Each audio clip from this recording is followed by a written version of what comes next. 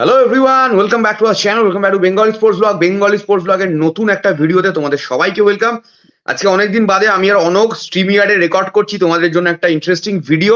যদিও অনক এখন কলকাতায় রয়েছে, আমিও কলকাতাতেই তো থাকি।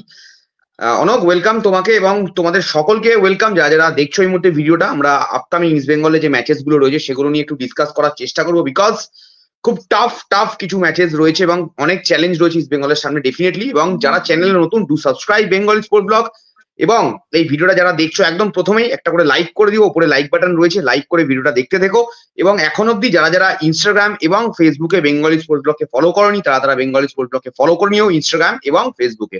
প্রথমেই আমরা ডেফিনেটলি ইস্ট বেঙ্গলের নিয়ে ডিসকাশনে যাব। উড়িষ্যা ম্যাচ রয়েছে, উড়িষ্যা ম্যাচে আমরা দেখতে তো অবশ্যই যাচ্ছি, আমিও থাকবো, অনগও থাকবে। এবং তারপরে জামশেদপুর ম্যাচ রয়েছে, পাঞ্জাব ম্যাচ রয়েছে, পরপর পরপর পাঞ্জাবের পরে জামশেদপুর ম্যাচ রয়েছে, পরপর ম্যাচ রয়েছে, সেগুলো ডিসকাস করবো। তার আগেই ইন্ডিয়ান ফুটবলের জন্য একটা নিউজ রয়েছে। আজকে এএফসি এশিয়ান কাপ, যেটা 2027 সৌদি আরবিয়াতে হতে চলেছে, তার ড্র ছিল। মানে ফাইনাল স্টেজ, কোয়ালিফিকেশনের ফাইনাল স্টেজ, লাস্ট দুটো এডিশনে কিন্তু ইন্ডিয়া কোয়ালিফাই করেছিল। যদিও গ্রুপ স্টেজ টপকে আমরা সামনে যেতে পারিনি, তবে আবার মানে তৃতীয়বারের জন্য পরপর তিনবারের জন্য কোয়ালিফাই করার জন্য যে থার্ড রাউন্ডটা বা মেন রাউন্ড যেটা খেলা রয়েছে, একদম ফাইনাল রাউন্ডটা, সেইখানে কিন্তু আজকে ড্রটা ছিল। এবং মানে আমি বলবো ইন্ডিয়া কিন্তু একটা সহজ গ্রুপে পড়েছে। কেন সহজ গ্রুপ আমি বলছি, ইন্ডিয়া এই মুহূর্তে সেই ড্রটাতে ইন্ডিয়া কিন্তু গ্রুপ সিতে পড়েছে। এবং ইন্ডিয়ার সাথে যদি আমরা দেখি অন্য টিমগুলো যারা যারা রয়েছে, যে চারটে টিম রয়েছে, ইন্ডিয়া তো রয়েছেই, তার সাথে সাথে হংকং রয়েছে, সিঙ্গাপুর রয়েছে এবং বাংলাদেশ। বাংলাদেশ মানে এখন বললে অনেক কিছুই মাথায় আসে। এনিওয়ে, তো আমরা যদি ফিফা র্যাঙ্কিংটা দেখে নিই, ইন্ডিয়ার ফিফা র্যাঙ্কিং এই মুহূর্তে রয়েছে 127, হংকং এর ফিফা র্যাঙ্কিং হচ্ছে 156 এবং সিঙ্গাপুরের ফিফা র্যাঙ্কিং হচ্ছে 161। সবার পিছনে বাংলাদেশ। বাংলাদেশ অনেক কিছুতেই সবার পিছনে আছে, এটা অনেকে বুঝতে চায় না, যাই হোক। তো 185-তে বাংলাদেশ। তো সেই জায়গাতে দাঁড়িয়ে আমি বলবো গ্রুপ সিতে এটা কিন্তু ইন্ডিয়ার জন্য আবার একটা সুবর্ণ সুযোগ, ইন্ডিয়ার ন্যাশনাল টিমের জন্য, ফুটবল টিমের জন্য, মেন্স ফুটবল টিমের জন্য, যে এই গ্রুপে ইন্ডিয়া পড়েছে। এবং অনেক এই গ্রুপটা দেখে কিন্তু আমাদের যা মনে হচ্ছে, ইন্ডিয়ার কিন্তু আবার মানে কোয়ালিফাই করার উচিত। এবং নেক্সট প্রথম ম্যাচ খুব সম্ভবত মার্চ মাসে বাংলাদেশের সাথেই প্রথম ম্যাচ হবে। এবং 2025-এর মার্চ মাস থেকে 2026-এর মার্চ মাস অবধি এই খেলাগুলো চলবে। হোম এবং অ্যাওয়ে ভিত্তিতে কিন্তু এই ম্যাচগুলো হবে ইন্ডিয়ান টিমের। একটু ছোট্ট করে অনেক বলো, এই যে গ্রুপ সিতে যে বাকি অপোনেন্ট গুলো শুনছো, সিঙ্গাপুর, হংকং, বাংলাদেশ, আমাদের কতটা চান্সেস যে এই গ্রুপ থেকে বেরিয়ে কোয়ালিফাই করার মেন স্টেজে? দেখো, যা গ্রুপ পড়েছে তাদের তো মানে কোয়ালিফাই করাই উচিত। মানে পিওরলি আমি যদি র্যাঙ্কিং দিয়ে যাই, ঠিক আছে। এবার হংকং সিঙ্গাপুরের খেলা তো অত মানে মানে হংকং এর দু একটা দেখে থাকলেও সিঙ্গাপুরের তো একদমই বোধহয় খেলা আমি দেখেছি বলে মাথায় আসছে না। তবে মানে দেখো, এবছর যেরকম আমরা একটাও ম্যাচ জিততে পারিনি, কিন্তু আমাদের যদি টিম দেখো, মানে ধরো এই মনবীর সিং বলো, লিস্টন কোলাসা বলো, এরা তো ন্যাশনাল টিমে খেলে, বা সুরেশ সিং ওয়ানজাম ব্যাঙ্গালোর থেকে, এইসব সবাই আছে। এবার যেটা মেন মুশকিল আমাদের এই মুহূর্তে, সেটা হচ্ছে স্ট্রাইকিং এরিয়াটা। মানে ইরফান বা ফারুক চৌধুরী এরা ভালো ফিজিক্যাল প্লেয়ার হলেও, স্পিড থাকলেও, মানে they are not like, they are yet not at that level of Sunil Chhetri, যেখানে মানে বলে বলে গোল করতে পারে। তো ওই একটা আমার সত্যিকারের চিন্তা রয়েছে। হ্যাঁ, তো স্ট্রাইকিং এরিয়াটা নয়তো এমনিতে ওভার। এবার ব্যাপারটা হচ্ছে হয়তো তিনটে ম্যাচই আমরা ডমিনেট করে খেলবো, কিন্তু গোল আমাদের পেতে হবে, যেই সমস্যাটা ইস্ট বেঙ্গলের এক সময় হচ্ছিল। এই বছর কিন্তু ভারতীয় টিম ওটাই দেখিয়েছে যে তারা কিন্তু মানে ম্যাচ জিততে পারে, not because they didn't play well, because they couldn't score I mean enough goals, বা সে লিড করলেও, হ্যাঁ, লিড করলেও লিড ধরে রাখতে পারেনি। তো ওই জায়গাটা আমার একটু চিন্তা আছে। আর আমার পার্সোনালি, আমি শুরুতেও বলেছিলাম এবং সেই সময় মানে অনেকেই অপোজ করেছে, কিন্তু আমার মানালো মার্কুয়েজের ওপর কিন্তু বিশাল কিছু আস্থা নেই, কারণ he never coached a national team. He can be a very successful মানে coach for a club, but not, I mean ওর কোনো পেডিগ্রি নেই ন্যাশনাল টিম কোচিং এ। তো সেইখানে আমার একটা মানে, আর ও কেন কোচ হয়েছে সেটাও একটা আমরা সবাই জানি, যে মানে স্টিমাচ বেরোনোর পরে একটা হিউজ অ্যামাউন্ট দিতে হয়েছে কম্পেনসেশন, যাই হোক। তো তো সেই জায়গায় দাঁড়িয়ে মানে এইটাই কিন্তু ঘুরে দাঁড়ানোর সুযোগ। মানে আর এই খেলাগুলো তো মনে হয় আমার নেক্সট বছর থেকে শুরু হবে।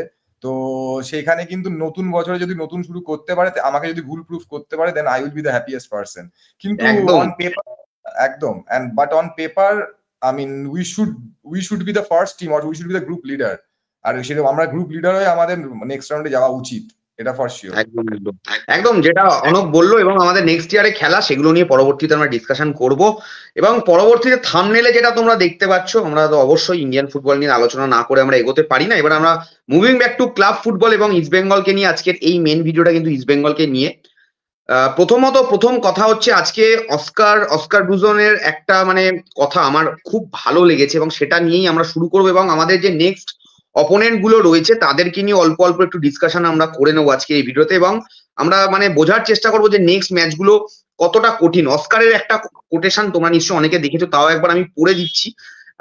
ওয়াইল the clean sheet wins will give us confidence definitely. ভাই লাস্ট তিনটে অনক আগের দিনও তুমি মানে লাস্ট ম্যাচটা নিশ্চয়ই দেখেছো, চেন্নাইয়ের কাছে আমরা 2-0 জিতেছি, outstanding.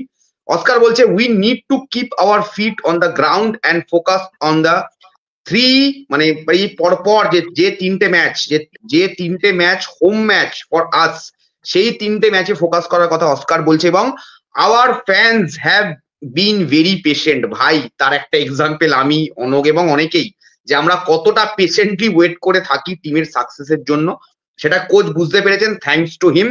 We want to work harder and make যুব ভারতী মানে ভিওয়াইবি কে আওয়ার ফোর্ট্রেস, যেটা থাম্বনেলে তোমরা দেখতে পাচ্ছ, মেক ভিওয়াইবি কে আওয়ার ফোর্ট্রেস। এটা নিয়ে কি বলবে অনক? এবং আমি তোমাদেরকে বলবো একদম শুরুতেই অনক শুরু করার আগে, বলার আগে, এবং বাকি উড়িষ্যার টিমটাকে নিয়ে কথা বলার আগে, জামশেদপুরকে নিয়ে, পাঞ্জাবকে নিয়ে কথা বলার আগে, নেক্সট তিনটে ম্যাচের হোম গ্রাউন্ডে প্ল্যানিং করার আগে, সবাই প্লিজ মাঠে এসো। শুরুতেই বলছি সবাই প্লিজ 12 তারিখ থেকে পর আমাদের সল্টলেক স্টেডিয়াম যে আমাদের হোম ম্যাচ, আমরা এখন অব্দি ইন্ডিয়ান সুপার লিগে সেই পারফরমেন্সটাও মাঠে দিতে পারিনি। সল্টলেক স্টেডিয়ামে ইস্ট বেঙ্গল টিম এখন অব্দি দিতে পারেনি সেই পারফরমেন্সটা, এবং মানে সেই পারফরমেন্স কি পরপর জিতছে, যেটা মানে যারা চ্যাম্পিয়ন টিম, যারা চ্যাম্পিয়ন হচ্ছে তারা কিন্তু পরপর জেতে। হোম অ্যাডভান্টেজটা আমরা ইউজ করতে পারিনি, গ্যালারিতেও পারিনি, মাঠেও পারিনি। ইস্ট বেঙ্গলের কিন্তু হিউজ ফ্যান বেস আছে, সবাইকে রিকোয়েস্ট করব যার যেদিনকে পসিবল হবে সবাই মাঠে এসো, টিমকে সাপোর্ট করো। Coming back to our topic, এই যে নিজেদের হোম গ্রাউন্ডে অ্যাডভান্টেজ তোলার কথা এবং হোম গ্রাউন্ডে ভালো পারফরমেন্স করার কথা, নেক্সট ম্যাচ উড়িষ্যা। তার আগে ছোট্ট দুটো জিনিস বলে দিই, Dimitrios Diamantakos is most likely to miss the next match, যতটুকু এখন অব্দি শুনতে পাচ্ছি, যদিও এখন তো রিপোর্ট আসেনি। আশা করবো এটা যেন না হয়। এবং আগের ম্যাচে কিন্তু ডিয়ামান্টাকোস, আমি তোমাদের লাইভেই বলছিলাম, ডিয়ামান্টাকোসকে কিন্তু আজকে সকালে ভিডিওতেও বলেছি, আর একবার রিপিট করে, ডিয়ামান্টাকোস নিজেই সাবড অফ হতে চেয়েছিল, ওর কিন্তু বাঁ পায়ের থাই মাসেল এরকম একটা জায়গাতে পেন ছিল, সেই জন্য বাঁ পায়ে যা শুনতে পাচ্ছি মানে লেফট থাইতে, তো সেই জায়গাতে দাঁড়িয়ে এই সিচুয়েশন। এবং সাউল ক্রেসপো আই থিঙ্ক এই ম্যাচে, জানি না, নেক্সট তিনটে হোম ম্যাচে ইস্ট বেঙ্গলের প্ল্যানিং এ সাউল ক্রেসপো থাকছে না, এটুকু তো মানে বোঝাই যাচ্ছে, যদিও রিপোর্টের সবটাই ক্লিয়ার হয়ে যাবে আমাদের কাছে।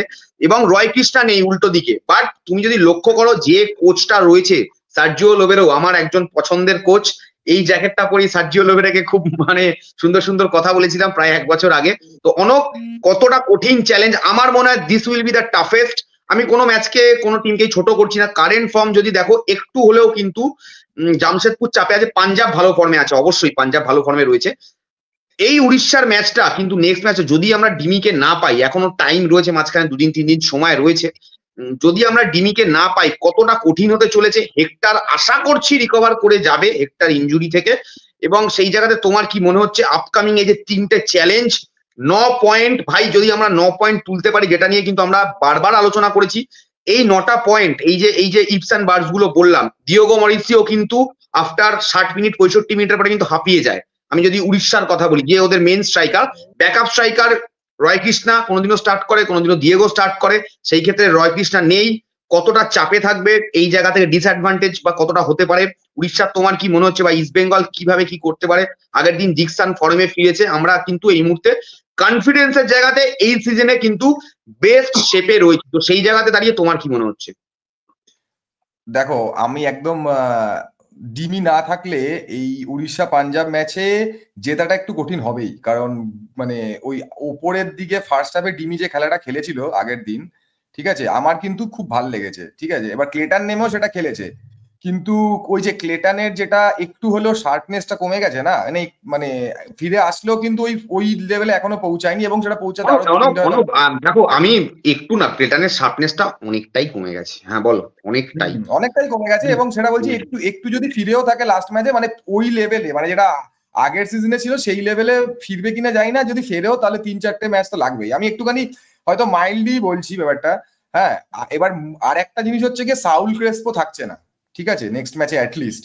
হ্যাঁ, যদি আরো একটা দুটো ম্যাচ হয় তো এবার ওই নেক্সট দুটো ম্যাচে ওর না থাকাটা আমাকে কেন চিন্তায় রাখছে, কারণ ওদের দুটো প্লেয়ার আছে ইন্ডিয়ান, একটা হচ্ছে ইসাক রালতে, আর একটা হচ্ছে কি পুইতিয়া, ওই পুইতিয়া যে আছে।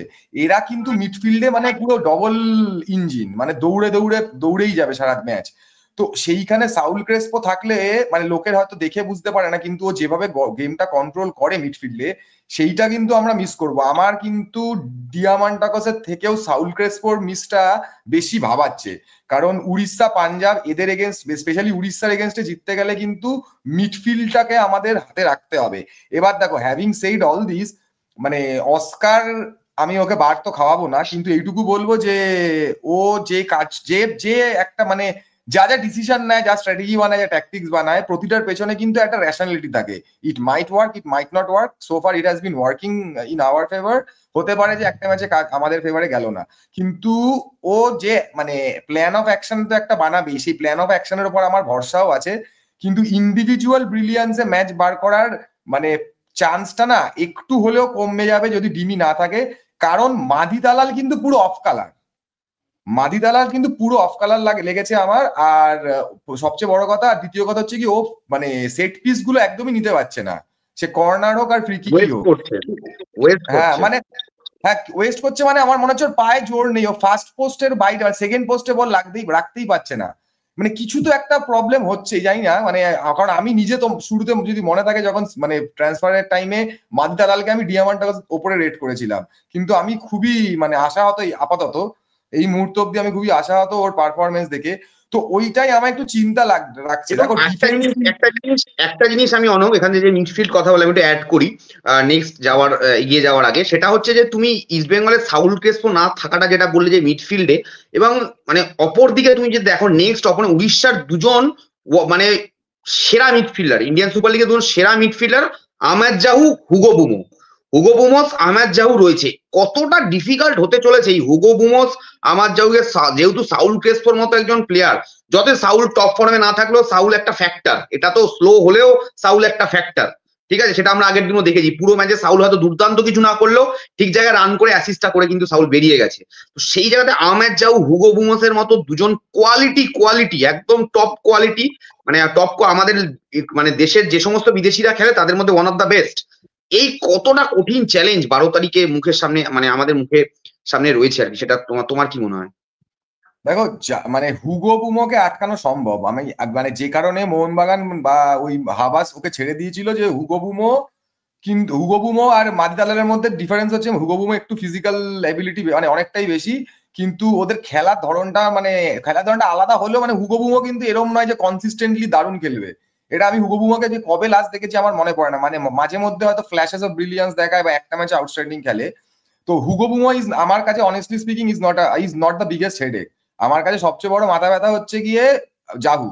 হ্যাঁ, আর জাহুকে আমি কেন মেনশন করিনি, পুইতিয়া আর আইজাককে কেন করলাম, কারণ জাহু নিচে থেকে খেলবে, বল ডিস্ট্রিবিউট করবে, পুইতিয়া আর এই ইসাক রালতে এরা মানে ওপরে গিয়ে, হ্যাঁ তো এরা ওপরে গিয়ে অ্যাটাক করবে। তো আমার ওদের দুজনকে নিয়ে মাথা ব্যথা। আর জাহুকে নিয়ে এটা হচ্ছে, জাহুকে তুমি ওই কার্লেস একবার সেই পুলিশম্যান মার্কিং করে সৌভিককে দিয়ে আটকেছিল, তারপর থেকে কিন্তু পরের ম্যাচে কিন্তু আর পারেনি। সুতরাং জাহু কিন্তু খেলবেই। তো জাহু ভালো মোটামুটি একটা স্ট্যান্ডার্ড গেম দেবে, এটা আমাদের ধরে রাখতেই হবে, কারণ উড়িষ্যাও খেলতে নামছে, ওরা তো দাঁড়িয়ে দাঁড়িয়ে দেখবে না, তো সেখানে জাহু ভালো খেলবেই। বুমোকে আটকানো সম্ভব। আমার মেইন চিত্ত হচ্ছে কি ওই ইন্ডিয়ান দুটো মিডফিল্ডার বা উইঙ্গার যাই বলো তাদের নিয়ে, অ্যাটাকিং মিডফিল্ডার উইঙ্গার। তো ওদেরকে যদি আটকাতে পারে না, তাহলে কিন্তু জিনিসটা অনেকটা ইজি হবে। কারণ মানে জাহু যখন বলটা বাড়াবে, লং বল হোক বা পাস হোক বা যখন উঠে আসছে, আমাদের কিন্তু ব্যাকলাইন কিন্তু মোটামুটি একটা স্ট্যান্ডার্ড জায়গায় পৌঁছে গেছে, যে হয়তো সেই বলগুলো আটকে দেওয়া বা সেই বলগুলোকে মানে ইন্টারসেপ্ট করে নেওয়ার ক্ষমতা রাখে। মিডফিল্ডটা যেহেতু আমাদের উইক হয়ে যাচ্ছে, চাপটা ওখানেই। কারণ ধরো বলটা ডিফেন্স থেকে কেউ হেড করলো বা কেউ ক্লিয়ার করলো, ওই যে সেকেন্ড বলটা ওটা তো মিডফিল্ডে কাউকে ধরতে হবে। এবার সাউল ক্রেসপো যতই স্লো হোক, মানে যারা ম্যাচ দেখছো সবাই ম্যাচ ভালো করে যদি সবকটা ইস্ট বেঙ্গলের ম্যাচ দেখো, ইস্ট বেঙ্গলের ওয়ার্স্ট ডেতেও সাউল ক্রেসপোর পা থেকে বল কাটা কিন্তু খুব মুশকিল। ও পাস দিতে পারুক না পারুক, ও কিন্তু বলটা এমন হোল্ড করতে পারে যে ও ফাউল একটা আদায় করে নিতে পারে বা কিছু। হ্যাঁ, একটা দুটো এরার তো সবারই হয়। তো ওই জায়গাটা আমার চিন্তা লাগছে যে কারণ দেখো জিকসন আর আমাদের সৌভিক এরাই খেলবে। এবার জিকসন আগের দিন যে খেলাটা ধরো পরে সেকেন্ড হাফে নেমে খেলেছে, সেটা কি ও 90 মিনিট খেলতে পারবে? যদিও 90 মিনিট সেই খেলাটা খেলতে পারে তাহলে হয়তো অনেকটা প্রেসার মানে কমে যাবে আমাদের। কিন্তু ওইটাই মানে আলটিমেটলি আমাদের ওই 4-2-3-1 ওরম টাইপের ফরমেশনেই ফিরে যেতে হচ্ছে, কারণ আমাদের ওই ডবল পিভট বারবার আনতে হচ্ছে।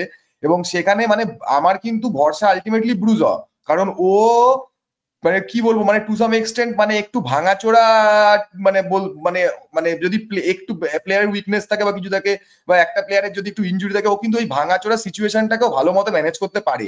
এবার অপোনেন্ট যদি খুব ভালো খেলে সেই দিনকে কিন্তু মানে ওই ম্যানেজটা নাও হতে পারে। আমার ওইখানেই টেনশন যে টিম ফুললি অ্যাভেলেবেল নয় আর কিছু কিছু কি প্লেয়ার্স অ্যাভেলেবেল নয়। আর যেটা তুমি বললে ওদের দেখো মানে মুর্তজা ফলো কিন্তু মানে ডিফেন্সে ধরো এখন মানে ভালো একটা স্ট্যান্ডার্ড গেম দেয়, কিন্তু এরকম নয় যে আউটস্ট্যান্ডিং বিশাল খেলছে এই সিজনেও। ঠিক আছে, মানে ভালো খেলছে বাট নট আউটস্ট্যান্ডিং যেটা আগের সিজনে দেখা গেছে। তো সেখানে ওদেরও অনেক লুপহোল থাকবে, কিন্তু চিন্তাটা ওখানেই যে সেই লুপহোলটা এক্সপ্লয়েট করার মতো কি আমাদের প্লেয়ার আছে। আমি কিছুতে এটা এখনো বিশ্বাস করতে পারছি না যে মাদি দালাল মোর্তাদা ফলের সাথে ফিজিক্যালি দিতে পারবে না। তো মাদি দালাল তো ওপরের দিকেও একদমই মানে প্রেস করে না। ঠিক আছে, যেটা ধরো ডিয়ামান্টাগস ফার্স্ট হাফে করেছে, ইনফ্যাক্ট ক্লেটনও সেকেন্ড হাফে নেমে করেছে।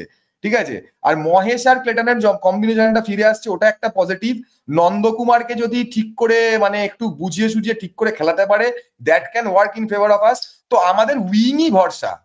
এখন নন্দকুমারের মুশকিলটা হচ্ছে যেখান থেকে পারে সেখান থেকে শট মারে ভাই, মানে মাঝে মধ্যে মনে হয় যে ওপরের চেম্বারটা কি মানে ড্রেসিং রুমে রেখে আসে বোধহয়। দেখো আমি একটা কথা বলি, আমি আমি আমি অনকের একটা কথাতে এখানে আমি একটা কথা বলবো। অনক তুমি বলে না নন্দকুমারকে বুঝিয়ে সুঝিয়ে, ডেফিনেটলি নন্দা ভালো প্লেয়ার, ডার্বি গোল করেছে, অনেক কিছু করেছে আগের বারে, সব সব ভাই করেছে অনেক কিছু।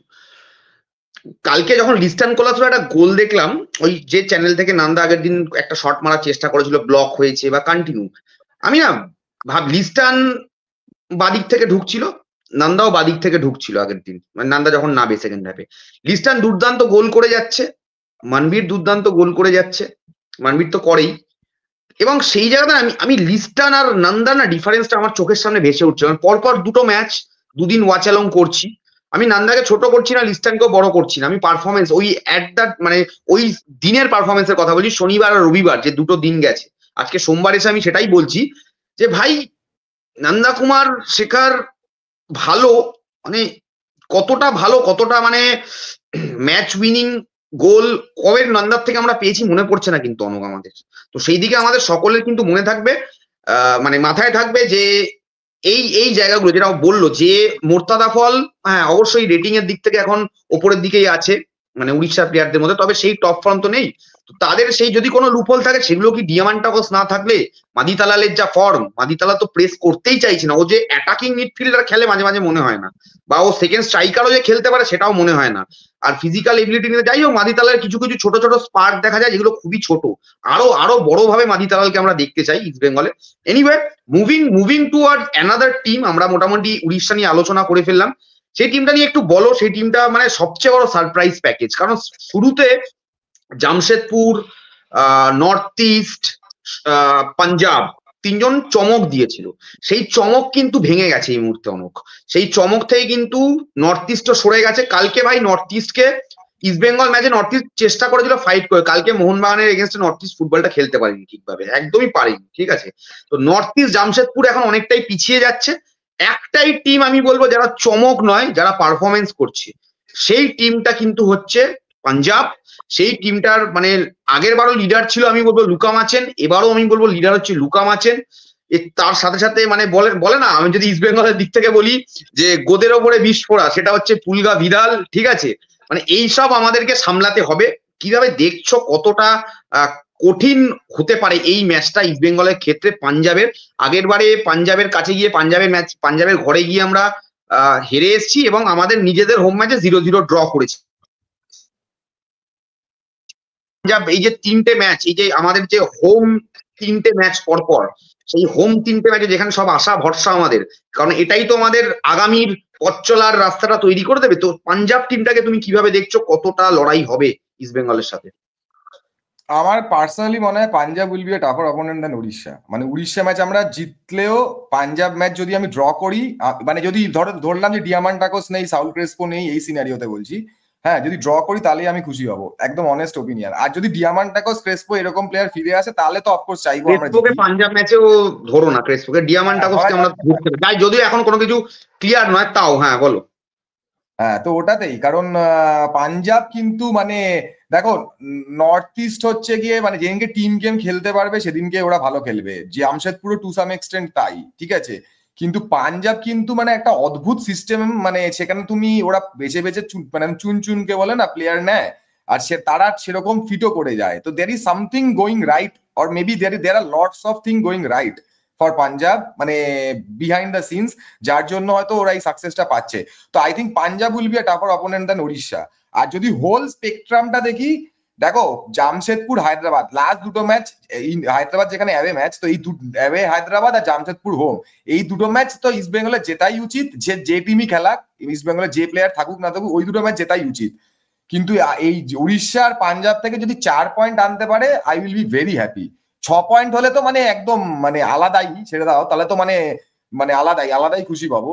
কিন্তু অ্যাটলিস্ট যেন এই দুটো ম্যাচ থেকে 4 পয়েন্ট আসে, এবং সেখানে আমার মনে হয় উড়িষ্যার থেকে 3 পয়েন্ট তোলা is more feasible compare to এই পাঞ্জাব। এবং আমার মনে হয় ব্রুজো পাঞ্জাব ম্যাচটা ওই রোয়েশ হয়ে খেলবে। এবার দেখো বলা যায় না, চেন্নাইও যেরকম শুরুতে প্যাকেজ সারপ্রাইজ দিয়েছিল, চেন্নাইও যেরকম আগের দিন হেরে গেল, ঠিক আছে। তো ওরকম যদি কিছু হয় সেটাও এবার মানে আমাদের ফেভারে যেতে পারে। তো এবার ব্যাপারটা হচ্ছে কি, কিছু কিছু ইফস অ্যান্ড বাটস থেকে যাচ্ছে এই দুটো ম্যাচে, উড়িষ্যার পাঞ্জাব, স্পেশালি পাঞ্জাব ম্যাচটাতে। Odisha I think is I mean beatable, কিন্তু পাঞ্জাব কিন্তু মানে জেতাটা মানে ড্র হতে পারে, কিন্তু জেতাটা একটু মানে মুশকিল হতেও পারে আমার যেটা মনে হয়। এটা আমার পাঞ্জাবের অ্যানালিসিস আমার এটাই, কারণ ওদের উইংও ভালো, মিডফিল্ডও ভালো, ডিফেন্সও একটা স্ট্যান্ডার্ড, মানে ওদের কিন্তু কোনো ডিপার্টমেন্টে সেরকম উইকনেস দেখা যাচ্ছে না, মানে যদি দেখো সেরকম। আর ওদের প্রচুর ব্যাকআপ, এই যে নিহাল সিং বলে প্লেয়ারটা শুরুতে 77 নম্বর হেভি খেলছিল, এখন তো মানে ওকে না নামালেও ম্যাচ বেরোচ্ছে, মানে সেটাই বলছি যে ওদের কিন্তু প্রতিটা পজিশনে মানে দুটো দুটো করে প্লেয়ার আছে, এবং তারা কিন্তু 19-20, এবং মোটামুটি সবাই ফর্মের মধ্যেই আছে। ওদের অফ ফর্ম প্লেয়ার আমি ভাবতে পারছি না যে কে আছে, মানে টু বি ভেরি অনেস্ট। একদম একদম, পাঞ্জাব ম্যাচটা খুবই কঠিন হতে চলেছে ইস্ট বেঙ্গলের ক্ষেত্রে, সেই বিষয়ে সন্দেহ নেই। এবং এই যে 3টে ম্যাচ, জামশেদপুর ম্যাচটা দেখো কারেন্ট ফর্ম, খেলার কথা কেউ বলতে পারে না, জামশেদপুরের কাছে আমরা হেরে এসেছি, আমরা অ্যাওয়েতে গিয়ে অলরেডি জামশেদপুরের কাছে হেরেছি, এটা আমাদের বদলা নিতে হবে ভাই পরিষ্কার। উইক জায়গায় রয়েছে জামশেদপুর, যদিও জামশেদপুরের ম্যাচটা এখনো মানে দিন 10-এর ওপর সময় রয়েছে, তার মাঝখানে অনেক কিছু চেঞ্জ হবে। পরে দুটো ম্যাচে কি ইস্ট বেঙ্গলের রেজাল্ট আসছে, তারপরে জামশেদপুর ম্যাচের স্ট্র্যাটেজি হবে। এবং সেই ক্ষেত্রে জামশেদপুর, এবং আমি অনেকের সাথে একমত, জামশেদপুর হায়দ্রাবাদ থেকে যদি আমরা 6 পয়েন্ট নিতে না পারি তাহলে মানে খুব কঠিন হয়ে যাবে ব্যাপারটা, এবং আশা করছি পারবো। এবং সামনের এই যে চ্যালেঞ্জ উড়িষ্যা এবং পাঞ্জাব, তার আগে যে চ্যালেঞ্জ গুলো রয়েছে সেগুলো নিয়ে আমরা ডিসকাস করলাম। জামশেদপুরকে নিয়ে ডিটেলে ডিসকাস সেরকম কিছু করার নেই, ডেফিনেটলি আগামীতে তো ভিডিও হতেই থাকবে চ্যানেলে, তোমরা দেখতে পারবে যখন আমরা ডিসকাস করবো। আশা করছি মানে এই যে চোট আঘাত সেগুলো থেকে ইস্ট বেঙ্গল কাটিয়ে উঠবে। কাঠ সমস্যা যখন তখন আসতে পারে, ক্লেটান যদি নেক্সট ম্যাচে ইউরো খায়, পরের ম্যাচে অ্যাভেলেবেল থাকবে না, হিজাজিও তাই। তো সেই জায়গাতে অনেক কিছু মানে প্রশ্ন চিহ্ন কিন্তু আছে ওই পাঞ্জাব ম্যাচের জন্য। তার আগে উড়িষ্যা ম্যাচ, টিকিট অ্যাভেলেবেল রয়েছে বুক মাই শোতে, যারা যারা এখন অব্দি কাটনি কেটে ফেলো। এবং কাল থেকে কিন্তু মানে অফলাইন টিকিটও অ্যাভেলেবেল হয়ে যাবে, যারা যারা টিকিট কাটতে চাও সবাই টিকিট কাটো, টিকিট কেটে মাঠ ভরাও। থ্যাংক ইউ সো মাচ অনক, আশা করি তোমাদের ভিডিওটা ভালো লাগলো, এবং বেঙ্গলি স্পোর্ট ব্লগকে সাপোর্ট করতে থাকো, এইভাবেই আমরা আলোচনা করতে থাকবো খেলা নিয়ে।